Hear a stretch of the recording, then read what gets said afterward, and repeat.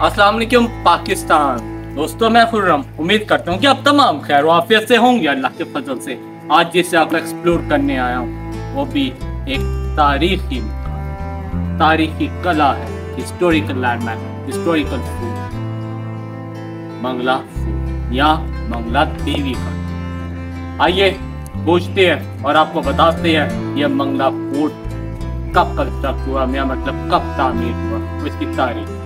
आइए। मंगला किला पाकिस्तान के सूबे पंजाब के जिला जेहलम में वाक़ है और दरिया जेहलम के किनारे पर आज भी कायम और दायम। ये मजबूत और तारीखी किला अपने अहद की गवाही देने पर आमादा है। इसे एक अहम मुकाम उस वक्त हासिल हुआ जब इसे पोरस के दौर में तामीर किया गया। राजा पोरस एक कदीम हुक्मरान, ये वही हुक्मरान है जिसकी जंग सिकंदर आज़म से हुई। पोरस जो आज मौजूदा पाकिस्तान के इलाके में अपनी सल्तनत पर हुकूमत करता था, नहायत दलेर बादशाह गुजरा। उसका दौरे हुक्मरानी तकरीबन 508 कबल मसीह के करीब था और मंगला किला उस दौर की अहम दिफाई इमारतों में शामिल था। पोरस के दौर में ये किला एक स्ट्रैटेजिक मुकाम पर वाक़ था जिसका मकसद दिफा और फौजी हिकमत अमली को मजबूत करना था। मंगला किला को बुनियादी तौर पर मुकामी पत्थर और मिट्टी से बनाया गया था। उस दौर के किलों की तरह इसमें भी मजबूत फसीलें, दिफाई बुर्ज और दीगर अहम दिफाई खसूसियात शामिल थी। किले की दीवारें और दरवाजे मजबूत और मोटे पत्थर के बने हुए थे ताकि दुश्मन के हमले को मौसर तरीके से रोका जा सके। मंगला किला पोरस की सल्तनत के दौरान एक अहम दिफाई और इंतजामी मरकज के तौर पर काम करता था। इसकी जोग्राफियाई मौकियत ने इससे एक ताकतवर हिकमत अमली की जगह बना दिया था जो उस वक्त के हालात में अहमियत की हामिल थी। इस किले की मौजूदगी ने पोरस की सल्तनत की दिफाई सलाहियत को मज़ीद मजबूत किया और इस इलाके पर उसकी हुक्मरानी को बरकरार रखने में मदद फराहम की। मुगलिया दौर में मंगला किले का कोई वाज़ेह तारीखी रिकॉर्ड नहीं मिलता, ताहम यह ख्याल किया जाता है कि मुगलिया सल्तनत के दौरान भी इस किले को दिफाई मकासद के लिए इस्तेमाल किया गया। मुगलिया हुक्मरानों ने अपने दौर में मुख्तलिफ किले और फौजी मजबूत किले बनवाए जिनमें मंगला किला भी शामिल हो सकता। मुगलिया दौर में किले की अहमियत ज़्यादातर दिफाई और फौजी हिकमत अमली की बिना पर थी और उस वक्त किले को मजबूत बनाना जरूरी समझा गया होगा। अगर हम बात करें सिख दौर के आगाज पर मंगला किला ने एक अहम फौजी और इंतजामी मरकज की हैसियत अख्तियार की। सिख हुक्मरानों ने किले की मजबूती को यकीन बनाने के लिए कई इक़दाम किए।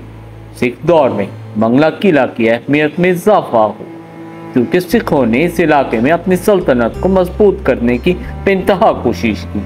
सिख दौर में किले को दिफाई और हुकूमती मकासद के लिए इस्तेमाल किया गया। हिंदू दौर में मंगला किला ने निस्बतन कम अहमियत हासिल की। हिंदू हुक्मरानों ने मुख्तलिफ इलाकों में अपने असर और रसूख को बरकरार रखने के लिए किले की मुरम्मत और देखभाल की, लेकिन किले की हैसियत में ज़्यादा तब्दीली न आई। उस दौरान किला ज़्यादातर मुकामी हुकूमती इंतज़ामात और दिफाई मकासद के लिए इस्तेमाल होता रहा। बरतानवी राज के दौरान मंगला किले ने एक नया मोड़ लिया। उस दौर में बरतानवी हुकूमत ने इलाके में सैलाब की रोकथाम और आबपाशी के निज़ाम को बेहतर बनाने के लिए मंगला डैम की तामीर का मंसूबा बनाया। किला की मौजूदा हालत में उस वक्त तब्दीलियाँ की गई और उसकी बुनियाद पर काम करते हुए डैम की तामीर के लिए बुनियादी ढांचे को तैयार किया गया। منگلا ڈیم کی تعمیر مکمل ہوئی، جس کے بعد قلعے کے کچھ حصے ڈیم کے پانی میں ڈوب گئے۔ اس ڈیم کا مقصد دریا کی سیلابی لہروں کو کنٹرول کرنا، پانی کی فراہمی کو بہتر بنانا اور مقامی زرعی زمینوں کی آبپاشی کے نظام کو مضبوط کرنا تھا۔ ڈیم کی تعمیر نے علاقے کی معیشت میں مثبت تبدیلیاں کی اور سیلاب سے تحفظ فراہم کی۔ دوستو، منگلا ڈیم کی تعمیر برطانوی دور میں نہیں، 1960 کے بعد ہوئی، ایوب خان کے دور پر۔ اس برطانوی دور میں خالی قلعے کے اندر چھوٹی موٹی تبدیلیاں کی گئی، اور اس میوزیم کے اندر جو آپ یہ آرٹیفیکٹس یا جو ریمینز یا جو سٹونز اکوپمنٹ دیکھ رہے ہیں، یہ تمام ڈیم سے۔ میں اکثر کہتا ہوں کہ آزاد جموں کشمیر کی تاریخ 30 سے 35 لاکھ سال پرانی۔ اگر جہلم کی تاریخ اتنی ہے تو اس علاقے کی بھی اتنی ہے، کیونکہ یہ علاقہ زیادہ تر برف سے ڈھکا رہتا۔ ضرورت صرف اس امر کی ہے کہ آزاد جموں کشمیر پر ڈیٹیل میں ریسرچ کی جائے، اس پہ کام کیا جائے۔ وہی نایاب زمین ہے، یہ نایاب اور منفرد زمین ہے۔ میں اپنے ہر ویلاگ میں کہتا ہوں، صرف آزاد جموں کشمیر نہیں، پورا پاکستان نایاب ہے۔ ہمیں صرف کھوجنا ہے تو بہت سے نگینے سامنے آ جائیں۔ دوستو، منگلا ڈیم